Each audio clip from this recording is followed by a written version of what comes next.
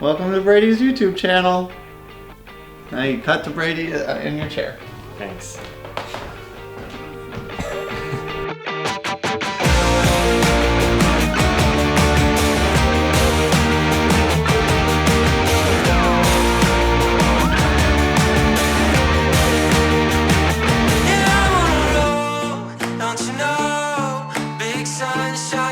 Hi, it's me. But I want to talk about a one shot, or a one take, or a oneer. I've heard it called a lot of different things, and only God knows what the actual name for it is. But typically, to explain it simply, a one shot, we'll call it, is a shot that is typically going to have more movement than just your generic shot. You're kind of traversing your subject through a larger scene or a larger setting, rather than having individual shots cut, next shot. And one that you may know about, if not, you should probably make yourselves aware of, is this 12-minute long one shot in the movie Extraction, which I think was on Netflix when I watched it. But it's insane. It's 12 minutes long of just this one camera shot, and the amount of like planning and choreographing and rehearsing that this takes from every department is absolutely insane. So that's kind of where I want to transition to a much smaller scale of this particular one shot, which is Sam just getting ready for his day for his office tour, which his office tour video will be live in a little bit, probably a couple days after this one. But that was kind of the goal for this, just watching Sam traverse through this whole apartment that he is in, coming into the kitchen from the living room into the desk.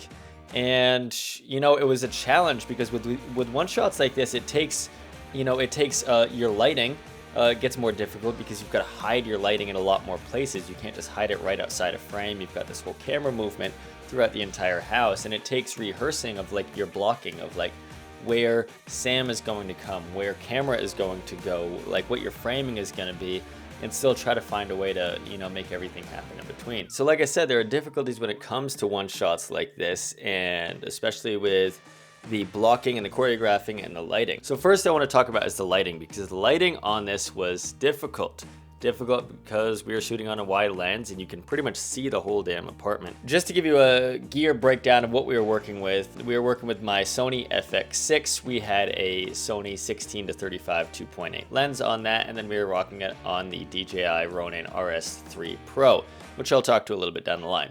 Now the objective with lighting a one shot like this, or a moving subject, or any moving subject for that matter, is that you want to make sure that they're lit well. So one method that I really like to use while lighting a subject that is moving is having them walk in and through different pools of light. So I knew that I wanted to use that technique in this particular shot.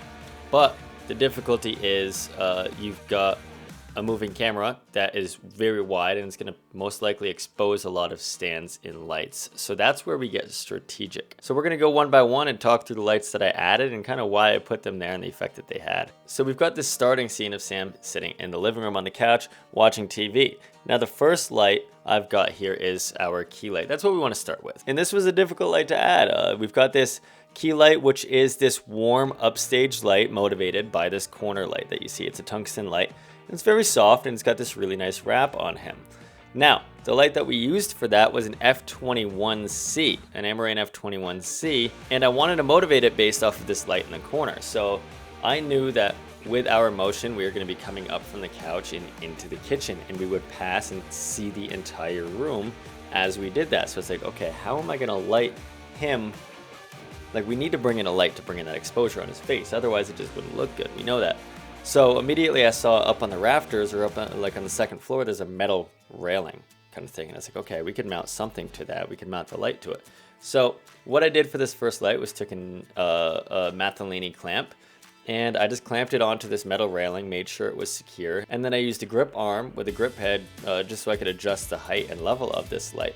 So I've got the F21 now up above out of frame upstairs, and I've got that pointing in exactly on Sam and where he's sitting. But I wanted to still keep control of the light, so not only did I have the softbox on it, like the front diffusion, but I also put the grid, that egg crate, right on the front of it as well, because that's going to take your beam of light and isolate it and keep it going straight towards just him on the couch and not spill throughout the entire room, because we want to maintain a contrast ratio. So now we've got our next light. You kind of see this rim light, this really cool moonlight motivated light on his frame right shoulder, and casting a little bit on the wall as well. And this one was very simple. I don't want to spend much time on it. I just took a aperture 600C, set it to like 6500 Kelvin, and I just had that with a reflector dish outside casting through the blinds. The blinds do a great job of making texture and lines with the light, and it just casts in and makes this really nice rim light. And I placed that in a location where I wanted it to be a rim light and fill in a little bit of this dark shadow area,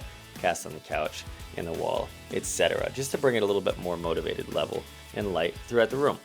Now, the last light in this room, we got 3 lights in this first room, and that was a TV, because he's watching TV and we wanted some sort of spill on his face, filling in a lot of that shadow side dark area as well. So I took one more F21X, a bicolor Amaran flexible light, and I just set that on the floor with the softbox, and then I put an egg crate as well on this, because I wanted to keep this TV spill only on him and not filling the entire room. Now, as he's getting up and coming into the kitchen, we are introduced into a whole new scene, essentially. Same shot, but we've got a new scene, a new location. He has moved, so we need to light him again as well. Now, this kitchen was narrow. There was not anywhere that we could put stands with, because we're passing from the right, we're passing to the left. And one thing that I was thinking is that what if we just put practicals in the frame, so we don't even have to hide the lights? They're there, they're existing, and it's fine. We can get away with that. So I took 2 tube lights. The first one you can see on frame right is this Aperture MT tube. And I put that just to like a tungsten, like a 3200 Kelvin or 2700 Kelvin. Put it up on the metal oven range, because it's got magnets on it, and just slapped it up there. And that made the oven nice and lit, and it looked good, and it looked good as he walked by, a nice little edge light. And then behind him a little bit more, dead center, like frame left, I've got this fluorescent looking tube as well. And this was an Amaran T4C tube, and I just set this to a 135 hue and 15 saturation, just for a fluorescent look, and that looked pretty nice. It added a lot of level to the background, and that's what I wanted. That's what I was going for here. It just looked as if they were just like kitchen household lights. When he comes into this kitchen island, like this workbench kind of thing, and looks at his SD card, I noticed that above there were these 2 bulbs, kind of just like island bulbs that were just over the kitchen. And it's like, what if we just use these? They're not flickering, they're the same color temperature, they're a nice tungsten, but they're hard. They're making a lot of raccoon eyes on him. So I was like, all right, let's just use what we've got. I brought parchment paper, just white parchment paper, like cooking sheet paper. And I just took clips and clamped it on top of these light fixtures. So now that light that once was very hard is casting through this parchment paper and diffusing these household lamps, and just making it look very soft and toppy and nicely lit on Sam as he comes into frame. So that's a super simple hack that you can do if you're just working with on location lights and you're like, they're not that nice. What if I just diffuse it with some parchment paper that costs $1 at the grocery store? That's kind of cool. So I was proud of myself for that, and I thought it looked pretty nice. DIY. So now we've got the living room out of the way and the kitchen out of the way. We've got both of those too. Now he's coming into the office, and we kind of track into this office room, and he follows in and comes and sits down. So again, when you turn wide to the office, you can see everywhere. You can see the ceiling, you can see the floor, you can see the walls. There's nowhere to hide any lights. This is where it got difficult. So when we come into the office, it's really well exposed, at least in my opinion, and the attention goes to the monitor and where he's going to be going, this whole desk area. First of all, you see this really cool spill of light coming from behind the monitor. And that was just like an orange light, and I had 2 Aperture MCs just gaff taped to the back of the monitor to splash on this nice brick wall. And I set that to just like an HSI orange somewhere in there, because I wanted to draw a lot of attention to where Sam is going to be sitting, which is at the desk. So I wanted to add a pool of light there. And then you can see in this floor lamp to the right of him, we've got this tungsten light, and that's casting a little bit of an edge light when you first come into the office on the chair, and then you can see it casting a little edge light on the desk and Sam when he's sitting down. And in there we just have an Aperture B7 bulb, and I set that to 2700 Kelvin as well, and just dialed in the exposure accordingly. And then the last light that we added in here were 2 more Aperture MCs. These things were really coming in handy on this one. And you've got this spill of light that's coming on frame right like above the stairs. And it was just so dark, and I was like, it's missing something.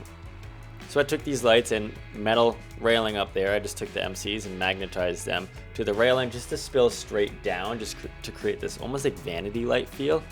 And it also created these really cool lines of light coming through the stairway. So as Sam is sitting down at his desk, it's almost like there's lines drawing your attention towards the monitor, towards where he's looking at, and just kind of bringing everything into this whole desk area. So I thought that was a really cool placement of these lights, just to create texture out of these little aperture MCs. So lights. They're fun, they're intricate, it's a freaking headache. There were a lot of lights here on this. I know it's discouraging with the lighting side, then I want to get to the camera as well. But I know it's discouraging seeing something like this, because it's like, I wanted to show the, I guess, complexity of, as you make your shots bigger and longer and you've got more movement, you know, you kind of need to create these pools of lights, and you can do this with natural light and use that to your advantage with like windows and like how we use the kitchen lights to our advantage. But I would say it all comes back down to creating these pools of light in these areas that your character is going to walk into, and having to strategically hide lights, find other ways other than stands to mount them, to rig them, use things in frame as practicals. So first I want to talk about this camera movement and just give you an idea of what we were thinking about as we brought this together. Now, Sam and I kind of did a walkthrough day prior to, a couple days prior, and we were like, well, we know our objective. We know it's going to be kind of for his office tour video, and we want to show the entire scene, and that was a major objective as well. So then I was like, okay, well, what if we do it all in one shot? And we were like, great, that looks awesome. And we just kind of went back and forth, and we're like, all right, we want to come from the desk to the couch. So then we were like, okay, come from the couch, come into the kitchen, stop there, kind of, you know, have a nice straight on shot, and then work our way into the office. And I was like, okay, this looks good. Sam liked it. And I want to talk about, first of all, the gimbal. We had to use a gimbal because if we were handheld, that would just be very, you know, we've got a lot of walking going on. It would probably be too shaky. So I want to thank Borrow Lenses on this, because I've been eyeing this RS3 gimbal, because it can supposedly rig up the FX6, which you guys know I have. So the gimbal I have is the first original Ronin, and that just doesn't cut it anymore. So I was like, all right, I want to buy this, but I just don't know if I like it yet. So I teamed up with Borrow Lenses to have them send me out this RS3 just to try out. And I realized that I really like it. So that's one of the benefits of Borrow Lenses, is like, you can try before you buy, and you don't need to invest hundreds of thousands of dollars on a product if you just don't know if you like it. And you can just rent it for a couple days and say, all right, great, I like this, now I'm gonna buy it. And that's one of the benefits of it. And they make it super easy even. They just shipped it straight to my door, and I was ready to go. And it's not like they just have gimbals. They've got camera if you want to try lenses, if you want to try just random camera accessories, GoPros, we used one on this set as well. Just a lot of different things that you can just say like, all right, I'm curious about trying this out. Let me just rent it for a couple days and see if you need it. And that's what's great about Borrow Lenses. So thank you very much for sending that out my way. And if you guys have any questions, I'll leave some info down below on it. But like I said before, the gimbal, it made it easy to come from the couch back up into the kitchen and then follow him into the office. And this was difficult because, again, we had to hide the lights, and the main light was that key light that we had rigged up on the railing. So we had to block this out with Sam and say, all right, let's go backwards enough into the kitchen and then turn left. Otherwise, the light would have been seen in the frame as we, you know, pan left, because we were shooting at like 20 millimeter, super wide. And then as we turned into the kitchen, I just had Danny over my shoulder and just tapped the screen to like tap to focus on the FX6, which made it really easy as well to transition the focus from Sam to the office to kind of reveal where he's going to, and then tapping it to come back to focus on him. FX6 makes it beautifully easy and nice. And a difficulty of, you know, having a longer shot like this is you're relying on more people to do everything right every single time, because we needed Sam to do everything right and pull everything out of the microwave and, you know, go to his office and desk and sit down. That needed to all be right. So your choreographing needed to be good, but also your camera needs to be good. A lot of times I missed where I needed to be. I missed my mark. So it takes a lot of rehearsing and patience, and things like this just take a lot longer, and that's something to be mindful of when you're doing shots like this. But I wanted to break this down because it's complex, it's confusing. A lot of the times it's like, do you follow somebody with a light? Do you not follow somebody with a light? How do you do moving one shots like this where there's a lot going on, whether it's this or a 12-minute long shot? And if you were curious of Sam's video, the office tour, and anything else that he's doing for that matter, go check Sam out and tell him I say hi, because he's a really good friend of mine and he's awesome and he's a really nice guy. So I'll leave his information down below as well.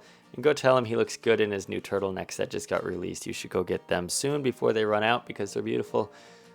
But that's all. I will see you next week, because I love you guys and I look forward to it. So have a great one and an awesome one, and I'll see you then. Okay, bye-bye.